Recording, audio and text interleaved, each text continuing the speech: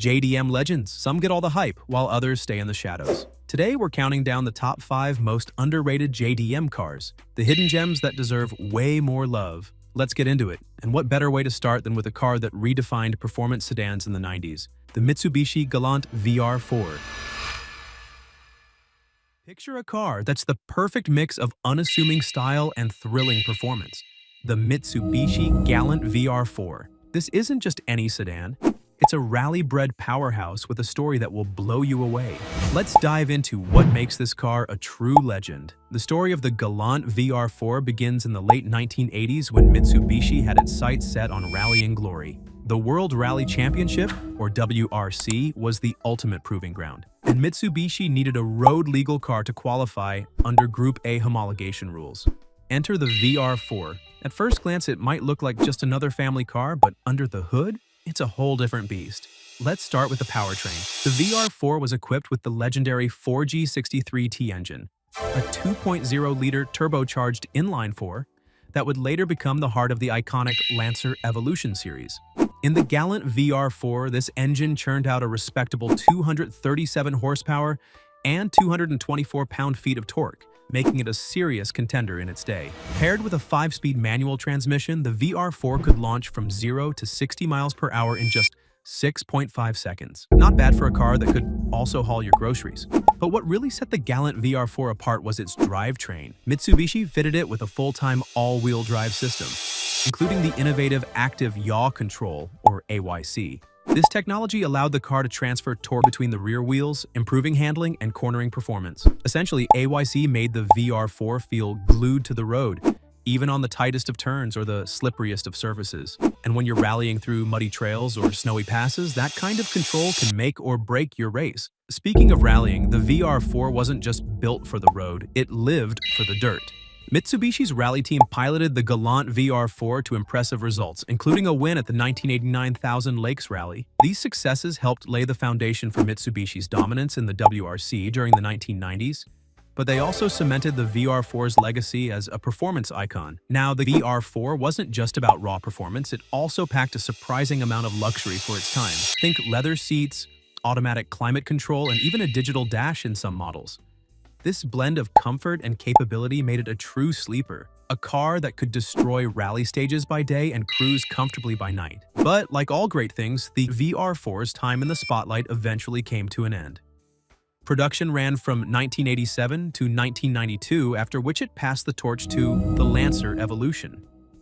While the Evo would go on to become a household name, the VR4 remains a classic among enthusiasts. From a forgotten Mitsubishi powerhouse to a rally-bred Mazda hatch, let's talk about a true underdog, the Mazda 323 GTX. One of the most underrated rally legends you've probably never heard of. Back in the 80s, this compact hatchback was built to take on the World Rally Championship WRC with some serious power, all-wheel drive, and turbocharged performance.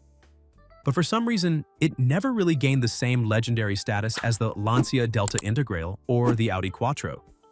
So why doesn't the Mazda 323 GTX get the recognition it truly deserves? And is it time to finally give it the credit it's due as one of the most badass JDM performance cars? Let's find out. First, let's talk performance. The Mazda 323 GTX was powered by a 1.6-liter turbocharged inline-4, producing 132 horsepower and 136 pound-feet of torque. While that might not sound like much on paper, remember that this was the late 80s, and the GTX was a compact car. What really set it apart was its all-wheel drive system and its ability to tackle corners and dirt roads with incredible agility. Mazda engineered this car for rallying, and it showed with every turn. But it wasn't just about grip and handling. The 323 GTX was more than just a rally car, it had plenty of street appeal too. Its compact, aggressive design was a huge departure from most hatchbacks of the era. It wasn't flashy, but it looked the part of a car that was ready to hit the dirt and the tarmac with confidence. The Mazda 323 GTX also boasted a 5-speed manual transmission, the perfect tool to connect you to the car's driving experience. And despite its relatively modest power output, the lightweight design, turbocharged power, and all-wheel drive gave it a surprising amount of punch for its size. So why isn't the 323 GTX as famous as other rally-bred cars? Well, there are a few reasons. For starters, Mazda didn't produce a whole lot of them. Around 1,000 units were sold in the US, making it a pretty rare sight on the streets. It was a niche car built for a very specific type of buyer, and it didn't have the global impact that some of its competitors did. Additionally, the 323 GTX was released during a time when front-wheel drive was dominating the compact car market, and many enthusiasts simply overlooked it in favor of bigger-name rally cars like the Audi Quattro or Subaru's Impreza WRX. But here's the kicker. The 323 GTX was way ahead of its time. It offered all-wheel drive, turbo power, and rally pedigree in a compact, affordable package. The fact that it didn't blow up in popularity is a testament to how overlooked it was, and how difficult it is for cars like this to break through to mainstream recognition. So, should you buy a Mazda 323 GTX? If you're looking for an underrated JDM legend that offers a unique blend of rally performance, turbocharged thrills, and driving excitement, the answer is yes. Prices are still relatively affordable compared to other turbocharged performance cars of the era, and as the 323 GTX becomes a rarer sight, its value is only likely to rise.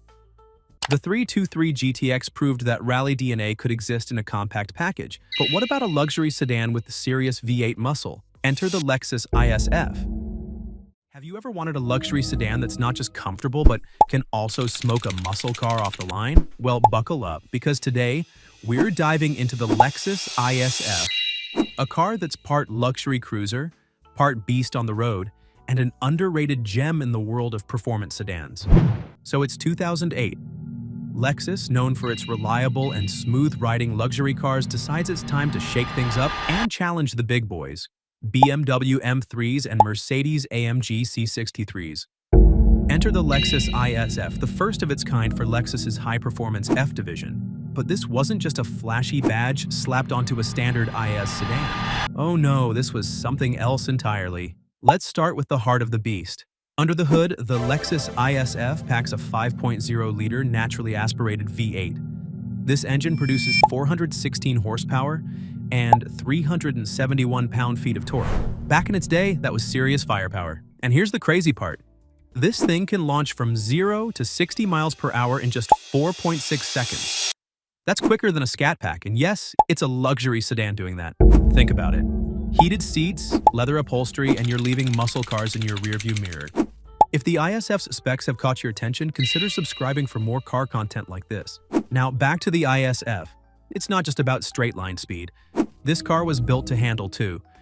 Lexus threw in a stiffened suspension, a sport-tuned chassis, and big Brembo brakes to make sure the ISF could carve corners as well as it could dominate drag strips. The ISF's production run lasted from 2008 to 2014. And it's still a head-turner today. The aggressive styling with its quad exhaust tips stacked vertically and a bulging hood to house that monster V8 screams performance. Inside, the ISF offers everything you'd expect from a Lexus. Premium materials, a well-designed cockpit, and tech that, while a little dated now, was cutting edge at the time. It's the kind of car that delivers comfort on long drives, while still unleashing adrenaline when you press the accelerator. Of course, no car is perfect. The ISF's biggest critique back in the day was its 8-speed automatic transmission. While it's quick and smooth in most situations, it can feel a little hesitant when you're pushing the car hard. But let's be real, for most enthusiasts, that's a minor drawback in an otherwise thrilling package. Today, the Lexus ISF is, in my opinion, a sleeper in the used car market. Prices are surprisingly reasonable for what you're getting. A luxury sports sedan with a high-revving V8 and the reliability Lexus is famous for. Plus, with only about 11,000 units ever sold in the US, it's a rare find, which only adds to its appeal. The ISF showed us that Lexus could do performance, but what if you wanted Supra DNA wrapped in a luxury coupe? The SC300 is the answer. One of the most underrated JDM luxury coupes of the 90s. It had style, performance potential, and one of the most legendary engines ever made. But for some reason, it never got the same hype as the Supra, RX-7, or Skyline. So why does the SC300 fly under the radar? And is it time to finally recognize it as one of the best hidden gems of the JDM world? Let's find out. First, let's talk about what makes the SC300 special. Under the hood, you got the legendary 2JZGE, a naturally aspirated version of the engine found in the MK4 Supra. It made 225 horsepower and 210 pound-feet of torque, which wasn't insane. But here's the thing. This engine was built to last, and with the right mods, it could handle serious power. And if you were lucky enough to get one with the rare 5-speed manual, you basically had a more refined Supra in disguise. But the SC300 wasn't just about performance. It was a Lexus, so it was built with comfort and luxury in mind. The interior was high quality, with leather seats, a driver-focused cockpit, and a smooth, quiet ride that made it feel way more expensive than it actually was. This car was designed for effortless cruising, and it did that better than almost anything else in its class. Now let's talk styling. The SC300 had one of the cleanest, most timeless designs of the 90s. It was sleek, aerodynamic, and had that classic JDM Grand Tourer look. It wasn't trying too hard to be a sports car, but it still had presence. And today, it still turns heads, especially when lowered on the right wheels. So why doesn't the SC300 get the same love as other 90s JDM legends? Well, for starters, it was marketed as a luxury coupe rather than a performance car, so it never had the same street cred as the Supra. It was also heavier, softer, and not as aggressive out of the box. And let's be real, when people hear Lexus, they don't immediately think of high-performance JDM cars. But here's why the SC300 is a sleeper hit. Prices are still relatively low compared to the Supra, even though they share so much DNA. With some modifications, like a turbo kit, suspension upgrades, and a manual swap, you can turn this car into a seriously fast and stylish machine. And finally, we've saved one of the most controversial JDM legends for last, the Mitsubishi 3000 GT VR4. One of the most underrated Japanese sports cars of the 90s. It had power, technology, and exotic car looks. But for some reason, it never got the same hype as the Supra, RX-7, or Skyline. So why doesn't the 3000 GT VR4 get the respect it deserves? And is it time to finally recognize it as one of the best JDM performance cars ever made? Let's find out. First, let's talk performance. The 3000 GT VR4 was ahead of its time.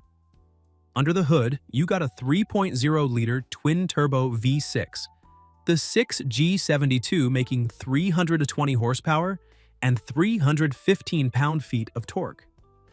That was more power than the R32 Skyline GT-R and right on par with the MK4 Supra. And unlike most 90s Japanese sports cars, the VR4 had all-wheel drive and four-wheel steering, giving it insane grip and handling. Mitsubishi packed the 3000 GT VR4 with cutting-edge technology. It had active aerodynamics, an adjustable exhaust system, and even an electronically controlled suspension. In the 90s, this was mind-blowing. The VR4 wasn't just fast, it was a supercar killer disguised as a grand tourer. But here's the problem. While the Supra, RX-7, and Skyline were all about lightweight, driver-focused performance, the 3000 GT VR4 went the opposite direction. With all its tech, it was heavy, over 3,700 pounds. That made it more of a high-speed cruiser than a nimble track weapon. And that's where opinions start to split. Some people loved the 3000 GT's brute power and high-tech features. Others thought it was too heavy and complicated. But there's one thing everyone can agree on: the styling was incredible. It had the wide stance, aggressive body lines, pop-up headlights on early models, and that unmistakable 90s Japanese supercar look. And let's not forget its twin brother, the Dodge Stealth RT twin-turbo. Mitsubishi and Chrysler had a partnership in the 90s, and that led to the Stealth, which was basically a rebadged 3000 GT with some styling differences. But while the Stealth was cool, the 3000 GT VR4 was the real star. So why doesn't the VR4 get the same love as other 90s JDM legends? Well, for starters, it was expensive when new. A 1998 model had an MSRP of around $45,000, which was a lot for a Mitsubishi. Then there's the maintenance. The 6G72 twin-turbo V6 is powerful, but it's also complex and expensive to work on. And because Mitsubishi discontinued the car in 1999, aftermarket support isn't as strong as it is for the Supra or RX-7. But here's the thing. If you're looking for a unique, underrated JDM beast, the 3000 GT VR4 is a steal compared to its rivals. Prices are rising, but you can still find clean examples for way less than a Supra or Skyline. And with some mods and tuning, this car can easily push 500 plus horsepower and turn into an absolute monster. That's our list of the top 5 of the most underrated JDM cars. Which one do you think deserves more love? Drop a comment below and don't forget to like and subscribe for more car content.